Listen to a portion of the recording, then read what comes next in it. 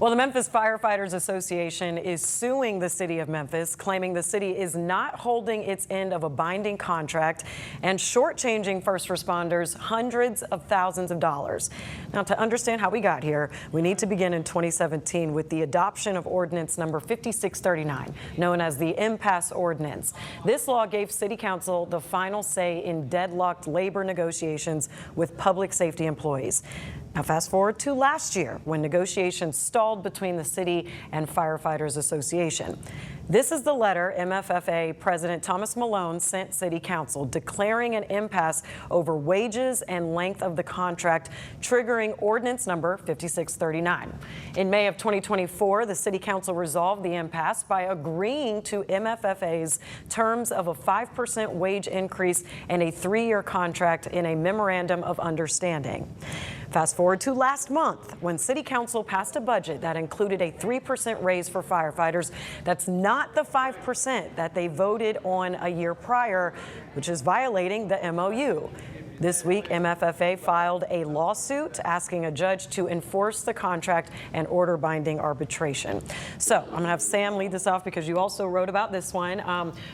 Do you think MFFA has a case here? Well, I'm not a lawyer, but you don't even play one on TV. Yeah, I can't even play one on TV. But this is going to be really interesting when we get down to Chancery Court, because I was really surprised when, and as someone who's observed the Memphis City Council for a long time, like that's what I'm paid to do, you know, big part of my job anyway, besides stalking XAI, is, but the City Council just essentially last year said 5 and 5 with an opener in the 3rd year for the Firefighters Association. And all of a sudden it went down to 3%. That's going to be super interesting. This is going to be another determination we had a couple years ago with the residency, whether or not mayoral candidates had to live in the city. That was decided by Chancery Court. Here we're going to have another Shelby County Chancellor most likely interpreting city ordinance in the city charter, setting a pretty binding precedent, I would imagine. But what is the city, do you have any idea of what the city's reasoning is for this? Because clearly they made this vote knowing what they were doing.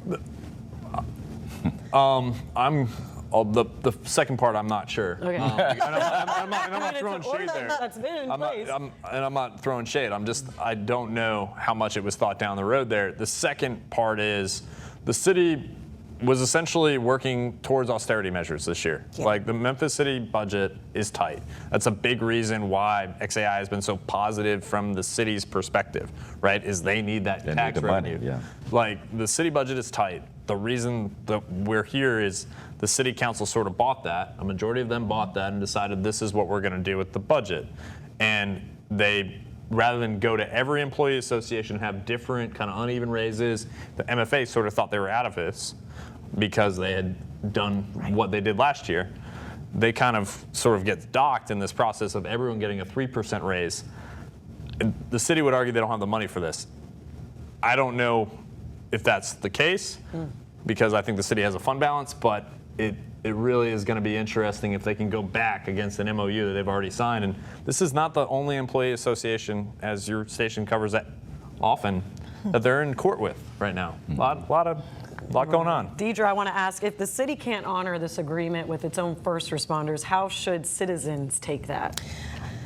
Oh, Pepper, that's a great question. It's a tough one, too, because I think that, you know, the community, I think, needs to understand that there are thousands of city employees, and at some point there has to be equity, right? So 8,000. Right, 8,000 employees. So that 3% goes a long way with some of the employees who might be just making $20,000 a year. You know what I'm saying? So to have one set of employees to have a 5% increase, and you might not get but 1%, I mean, it's an equity question, I think. And I think that's a decision that the administration had to make, working with the city council, and Chancery is going to make a decision, but at the end of the day, it is an equity question. It's something we dealt with on the county commission side. Firefighters wanted an increase, and I was an advocate for across the board employees need to have an increase. So it's just, you know, and I think the citizens should realize they're tough decisions that have to be made, and the city council and the mayor made the best decision in this tough budget environment. So Otis, Thomas Malone had said that this was, or the MFA said that it was almost a slap in the face. You would think that maybe the vote would have, there would have been a heads up before it, but who has the upper hand here? Where does the fight go next? Well, it's hard to say because you never know what a court is going to do. Right. But I agree with Sam. This is a tough one for the city in my mind because they have a contract here.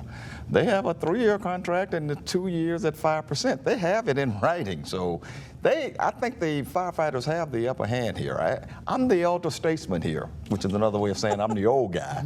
And I covered the police and fire strikes in 1978 as a young reporter. Wild time. And it was a wild time here.